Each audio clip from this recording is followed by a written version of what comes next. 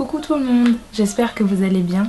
Aujourd'hui on se retrouve pour une vidéo sur mon voyage de 3 jours dans les 5 terres. Je vais partager avec vous comment ça s'est passé, ce que j'ai préféré et quelques petits conseils si ça vous intéresse.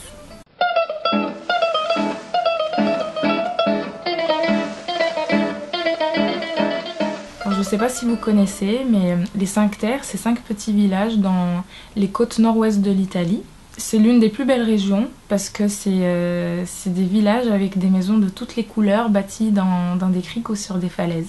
Il y a 2 aéroports pour aller aux 5 terres, celui de Gênes et celui de Pise. Nous on avait pris Paris-Pise parce que c'était le moins cher, mais finalement c'était le plus intéressant. Je vous dirai en fin de vidéo pourquoi. Une fois arrivé à Pise, on a pris un train vers La Spezia et puis à La Spezia un train vers Rio Maggiore parce que c'est là où on allait dormir.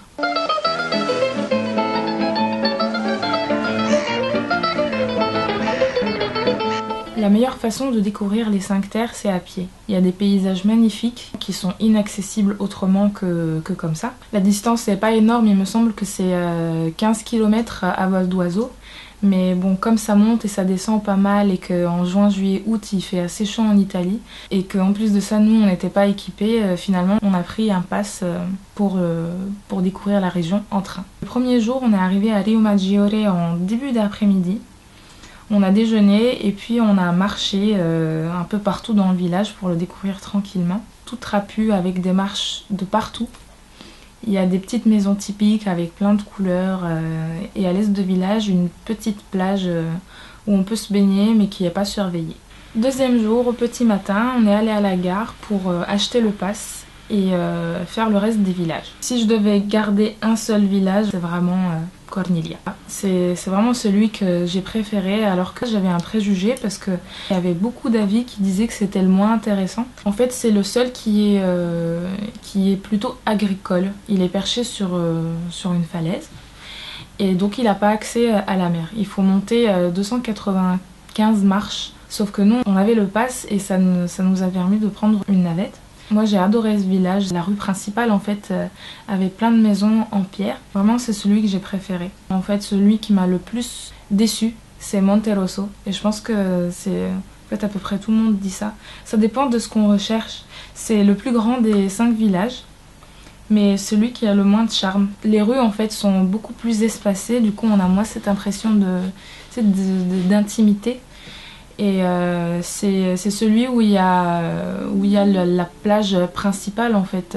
Sauf que la plus grosse partie de la plage est privée, je suis pas trop fan de ça.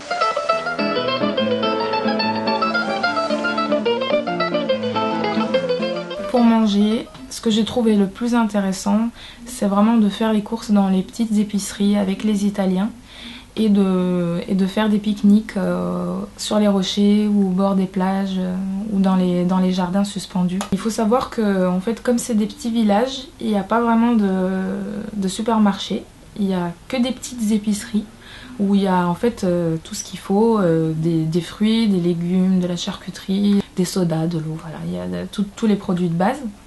On a aussi le dernier soir, on a mangé dans un restaurant qui s'appelait la Trattoria La Scogliera. Je vous écrirai en bas. C'était un Manarolla. On a pris des bruschetta à la tomate, des pâtes au pesto et puis du tiramisu. C'était vraiment très très bon et c'était raisonnable en fait au niveau des prix. Il y a juste un petit truc en fait en Italie, ils comptent, le système est différent. Comme au Portugal, il y a un service au couvert qui coûte à peu près 3 €, ça peut arriver jusqu'à 4 €. Et ils ont un menu différent, ils ont les antipasti, le primo plato, secondi plato. Bon, au final, ça peut revenir, l'addition peut monter très très vite en fait. Au niveau des snacks, il y en avait plein en fait. Il y avait un choix énorme de pizza et de sandwich. C'est beaucoup moins cher qu'en France. Ça coûtait à peu près... Il y avait des tranches de pizza qui coûtaient 2,50 €. Bon, en fonction de l'appétit, ça peut monter, mais ça reste toujours beaucoup moins cher qu'en France. Et c'est meilleur.